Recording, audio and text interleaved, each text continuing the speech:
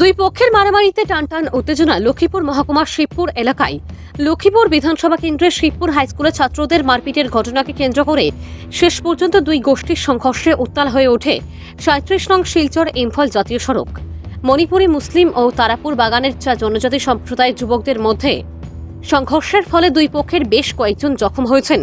ঘটনাকে কেন্দ্র করে বাগানের কয়েক হাজার লোক লাঠি হাতে নিয়ে ৩৭ নং জাতীয় সড়কে নেমে আসেন।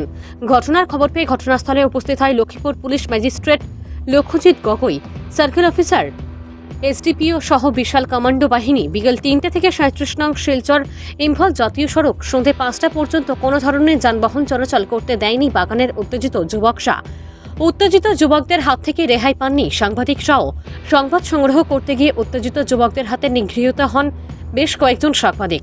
সাংবাদিকদের ক্যামেরা কেড়ে নেওয়ার চেষ্টাও করে তারা লাঠি হাতে নিয়ে সাংবাদিকদের উপর প্রাণে মারার জন্য এগিয়ে আসলে বাগানের নেতৃস্থানীয় দুজনের মধ্যস্থতায় সাংবাদিকরা প্রাণে বাঁচেন।